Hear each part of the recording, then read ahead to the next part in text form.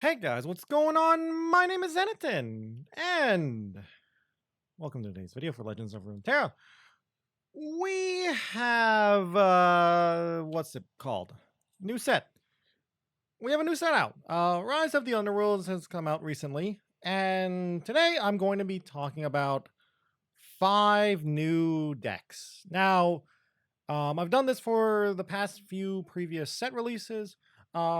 Really quick notes before I actually get into the video. One, the video format's going to be I'm going to show you guys the deck. I'll explain how the deck works, why certain cards are in the deck, how competitive I think the deck is, certain matchups, etc., etc. Two, I'll just say it right now. Some of these decks not very competitive, but again, it's day one. Some of these decks might become a real thing. They just might need a little bit of refinement. But for now, it's a fun time. But yeah, I tried to show off at least one deck that was showing off each of the new champions. There's been a lot of balance changes, so I'm trying to show off some older decks that have gotten some buffs. So they've basically gotten a little bit more powerful. So we got 5 decks to look at. So let us go ahead and look at the first deck that we're going to see today. And our first deck is Echo Karma. Echo Karma, I find the deck fun. I played a lot of this deck. I'll be honest with you, I don't think it's good. But I will say this. Do not really try to level up Echo and win using Echo. Sure, Echo will win the game if he's left alone and your opponent lets him just do his thing, but he's probably just going to die to some removal spell, maybe get a little bit of value. Think of Echo kind of like Zoe and Target decks. Like, you're not really building around Zoe. You're not trying to level up Zoe, but if it happens, great for you, but you're just trying to get a little bit of value from Zoe. That's kind of what Echo is doing, trying to bridge the mid-game gap to your late game of Karma spells, etc., etc. Now, I'll say really quickly, I created these images 5 minutes ago before I started recording this video. The updates are already live in the game, but for some reason on Mobilytics, the website I use to create these images, they're not live, or at least they're not showing when I created these images. But there's a lot of these cards that have been buffed. So besides the new cards, the cards that have been buffed, Karma is now 5 mana. Will of Ionia is 4 mana. Twin Disciplines is 2 mana. 3 buffs for the deck from older cards. Karma, Will of Ionia, Twin Disciplines. All very good stuff. Twin Disciplines helps you protect your stuff, so it can help protect Echo and Karma. Will of Ionia buys you time to get to the late game, maybe even save some of your own units. You might say, why not use Homecoming? It's a back and forth kind of thing. Like, there's advantages and disadvantages to both. In the current meta, I like Will of Ionia better. So how are we playing this deck? Again, like I said, just try to bridge to the late game, and get to the late game with Karma. And then just, like any Karma deck, run away with the game with how much value Karma brings. Fallen Feline's Hexite Crystal is really cute. That card just can auto-win games against certain matchups, like Lurk, basically, and other creature-based small-ish decks. Also, it's very nice if you can somehow hold the Hexite Crystal and get a leveled up Karma, then it's a deal 4 to everything on your opponent's side, which is almost to pack your bags.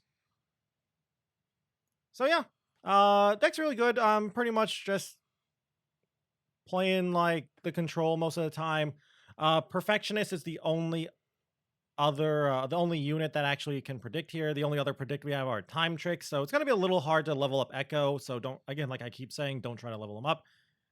But if he levels up, it's great. Perfectionist, things you want to target with Perfectionist do depend on what your matchup is and what you have in your deck. Sometimes you'll be like, okay, I need a little bit more value, and you might see a Karma. Perfectionist and Time Trick help you find the Karma in the late game. A lot of the time, playing Karma decks, you will sometimes struggle because you'll get to late game, you'll get to turn 10, and you don't have Karma.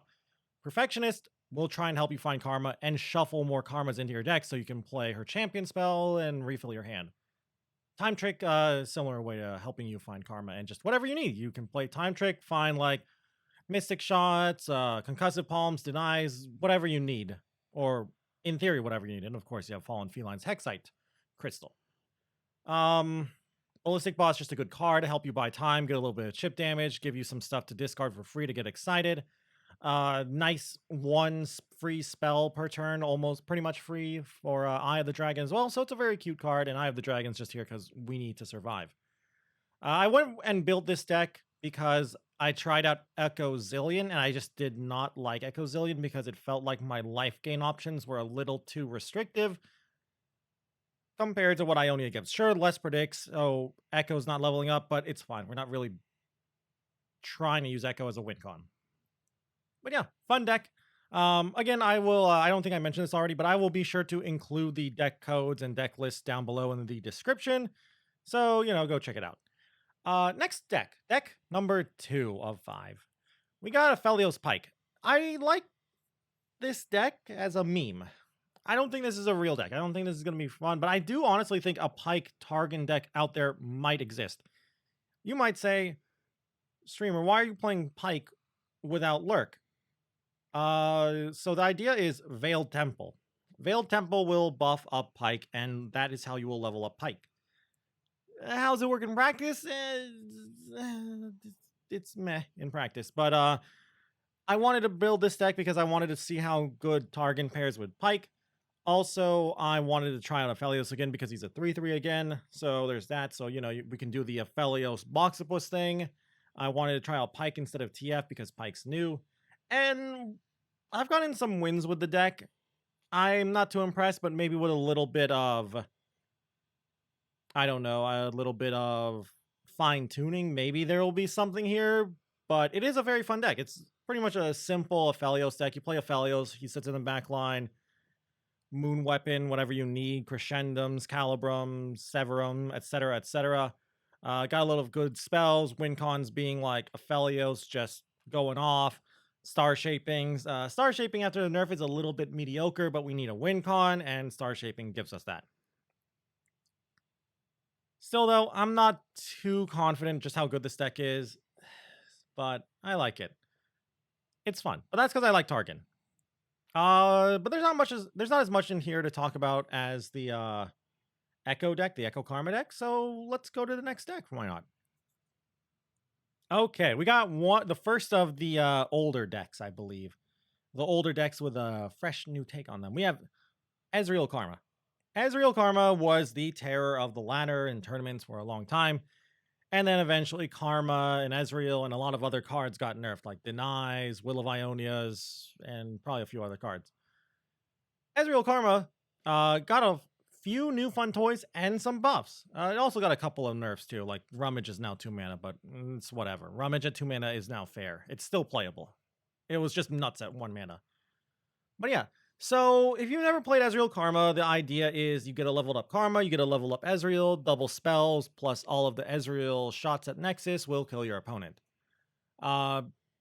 Before Ezreal was reworked, you could easily knock an opponent down from 20 to 0, which is why it got nerfed a lot. But now, with the way Ezreal is only dealing 1 instead of 2 damage if you're not targeting an enemy unit, it's a little bit tougher. So you're going to need to get some chip damage. You might have to get a little bit of, you might not be able to kill them in 1 turn.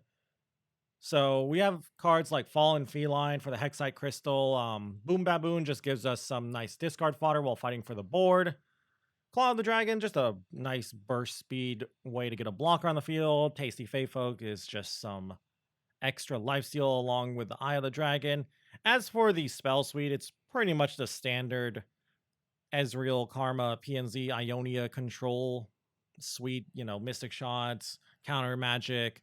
New cards in the suite are like Will of Ionia, Twin Discipline, and the new card Time Trick, because Twin Disciplines and Will of Ionia getting their buffs make them actually really strong. Time Trick's just nuts. You can mess around with the amount of Notifies and Denies you want. You can mess around with the type of burn you want. Maybe throw in Aftershock, maybe less Rummages, more Rummages, less Thermogenic Beam, more Thermogenic Beam. Maybe you don't like Boom Baboon at all. Maybe you want Chump Wump. You can try out a lot of things. It's a fun deck. I have played it a lot in the past day or so. I'll be honest with you, it doesn't feel that bad. I don't think it is going to be I don't think it's as strong, or at least on the power level, that it used to be, but I can see this deck actually being brought to a tournament. Basically, a situation, a scenario where you can ban certain decks. And of course, like most control decks, it's very dependent on the meta. As the meta develops, we'll be able to, for this and other control decks, fine tune our decks and see like, oh, there's a lot of like aggressive stuff. Let's play some lifesteal and removal. There's a lot of control stuff. Let's add more late game, etc., etc. Next deck number 4. We got very basic deck here, but I feel like I should include this deck. We got Lurkers. Uh, pretty like builds itself kind of deck. Lurkers is Rek'Sai, Pike, and a lot of new cards. I don't think you can play Lurkers without these two champions. They're just too good. I don't think this deck is tier 1. I've seen a lot of people say this is a tier 1 deck. It's OP. It needs a nerf. I'm just like, it's day 1. Give it some time. I don't think we have an Ezreal situation on our hands. I think, in my opinion, it's just a little too fair, if that makes sense. It doesn't have any like really explosive turns. It's just like, okay, I'm gonna play a Lurker on 1, play a Lurker on 2, etc., and just slowly build up my board. And that can be powerful. It's just you're not doing anything crazy strong. You don't have any explosive starts or anything unfair, in other words. Like, you're not doing like discard aggro, like I'm flooding the board on like turn 2, turn 3. You're not playing lots and lots and lots of burn, like pirate burn or spider burn or whatever. You don't have like premium efficient removal like an Ezreal Draven deck.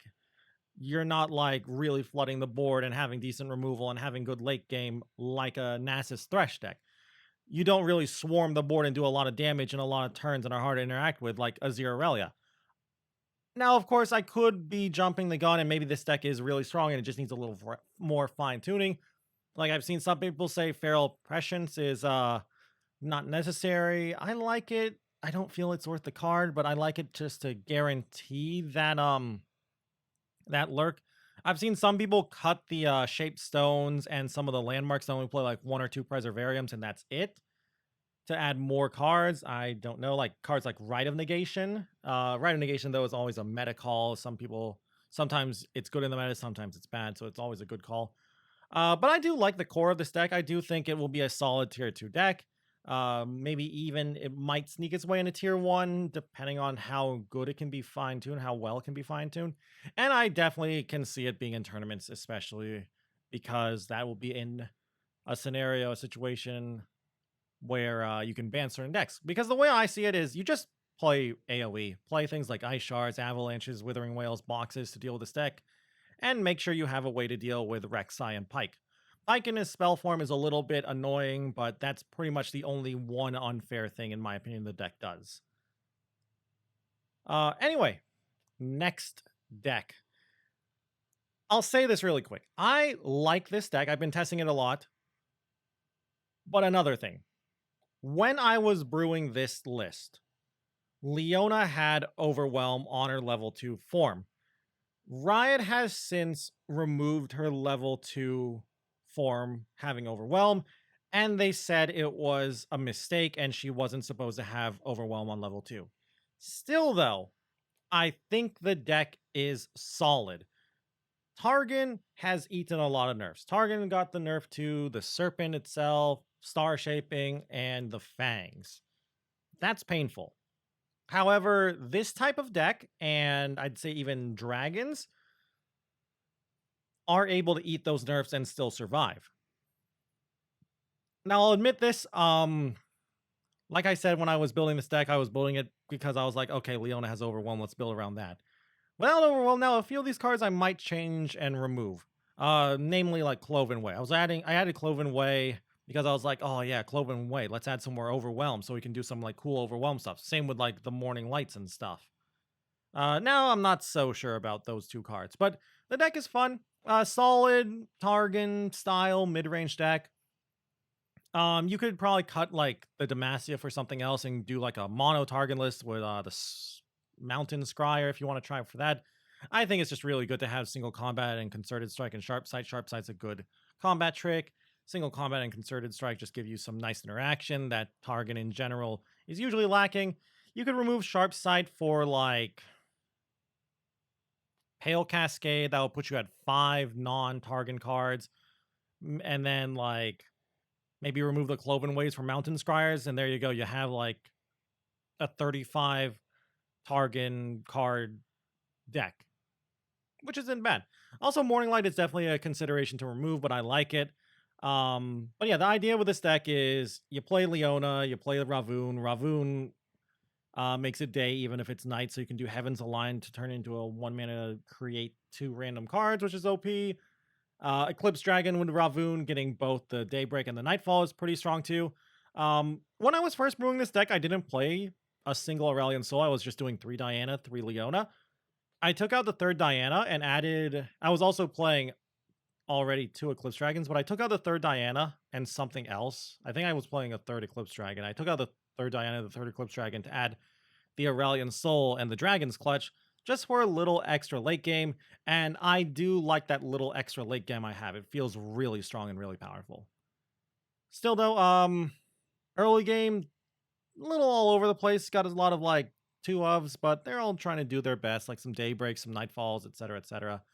Still though, the one card I'm considering adding to that I don't have right now is Solari Priest. It's a little slow in the meta, but I might add it back. So, still, fun deck.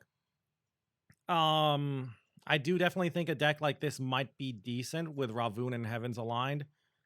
Less so now after they removed Leona's Overwhelm, but, you know, maybe it'll be fine. Anyway, though, that's it for the video. That's all 5 decks, and that is like 5 decks that you should try out for this new set for, Rise of the Underworlds is the name of the set. Very fun. I would recommend, though, if you don't have that many in-game resources, like not a lot of shards or wild cards, give it about a week or so, see how the meta falls, see exactly, like, what is good, what's bad, if you're a little light on in-game resources. But, you know, don't let me tell you what to do. If you have fun building and brewing decks, you know, go crazy. I'm not your parent. Do whatever you want. But yeah, like I said, that's going to be it. I hope you all enjoyed the video. I hope you all enjoyed the decks I decided to showcase. If you guys liked any of the decks, but you think I could make them better in some way, I would love to hear it with any of the decks, really, with your suggestions, whether to remove or add some cards. If you just enjoyed the video in general, I'd love it if you could leave a like or a comment down below. It always helps me out, of course. And as well, if you want to keep up with the Legends of Runeterra content, you can always go and subscribe to the channel.